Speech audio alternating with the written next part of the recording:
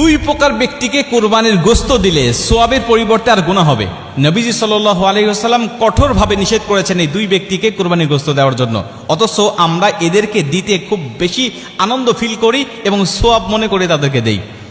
নবীজি সাল্লাল্লাহু আলাইহি ওয়াসাল্লাম নিষেধ করেছেন, বুখারী, মুসলিম এবং সিয়াসিত্তার অধিকাংশ কিতাবের মধ্যে এই হাদিসগুলো বর্ণনা করা হয়েছে, কিন্তু অধিকাংশ মানুষ আমরা জানি না এবং অনেকে জেনেও না জানার ভান করে বসে থাকি আমরা। হযরত আলী রাদিয়াল্লাহু তাআলা আনহু বলছেন, নবীজি সাল্লাল্লাহু আলাইহি ওয়াসাল্লাম বলছেন, তোমরা প্রথম নম্বরে কোনো কসাইকে মজুরি হিসাবে গোশত দিবে না। কসাইকে মজুরি হিসাবে গোশত দিলে আপনার সওয়াব তো হবেই না এবং গুনাহ হবে এবং কুরবানি বাতিল হয়ে যাওয়ার সম্ভাবনা আছে। কেন? কারণ আপনি কসাইকে নিযুক্ত করেছেন, আপনি অবশ্যই কসাইকে পারিশ্রমিক দিবেন, তবে গোশত নয়। আপনি যেই পশুটা কুরবানি দিয়েছেন এই পশুর থেকে আপনি মজুরি হিসাবে সেই কসাইকে দিবেন, এটা নবীজি সাল্লাল্লাহু আলাইহি ওয়াসাল্লাম কঠোরভাবে নিষেধ করেছেন।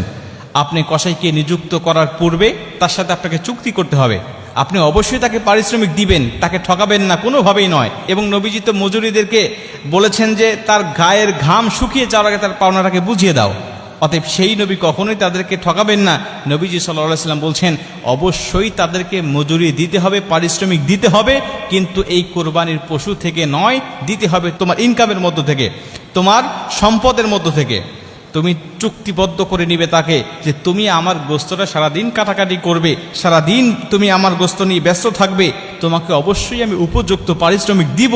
তুমি কত টাকা আমার কাছ থেকে নিবে বলো, তুমি কত টাকা আমার কাছ থেকে নিবে বলো, তোমাকে আমি টাকা দেব। তবে মনে রেখো সাবধান, আমার কোরবানির গোশত থেকে আমি তোমাকে কিন্তু পারিশ্রমিক হিসাবে কিছুই দিব না।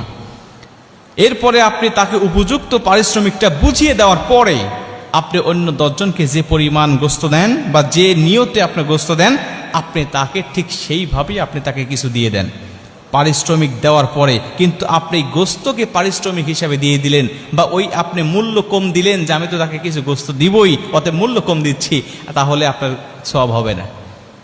এটা হলো 1 নম্বর। 2 নম্বরে, যে ইমামকে দিয়ে বা যেই মানুষকে দিয়ে আপনি কোরবানির পশুটাকে আপনি জবাই করে নিয়েছেন, এই ইমামকে আপনি পারিশ্রমিক হিসাবে, সে জবাই করে দিয়েছে আমি তাকে গোশত দিয়ে দিলাম না, এটা আপনি দিতে পারবেন না। আপনি সে জবাই করেছে, অবশ্যই তাকে পারিশ্রমিক দিবেন, অবশ্যই তাকে মূল্য দিবেন, হাদিয়া দিবেন, তবে কোরবানি গোশত থেকে নয়, আপনি তাকে আলাদা মূল্য দিয়ে দিবেন। কিন্তু আমাদের সমাজ আমরা দেখতে পাই, সে সারাদিন কাটাকাটি করেছে বা সে আমার গরুটা জবাই করে দিয়েছে, তাকে মাথাটা দিয়ে দিলাম, তাকে পাটা দিয়ে দিলাম, তাকে ভুঁড়িটা দিয়ে দিলাম, এই অংশগুলোকে আমরা দিয়ে দিলাম, অথবা আমরা তাকে এখান থেকে 5 কেজি 10 কেজি গোশত তাকে আমি দিয়ে দিলাম। এটা আপনার ইচ্ছা মতো হবে না। আপনি এটা আল্লাহর রাস্তায় কোরবানি দিয়েছেন, এটা আপনার দায়িত্ব নয়, এই গোশত আপনি মালিক নয়, এটা আল্লাহ আপনাকে মেহমানদারি হিসাবে দিয়েছেন।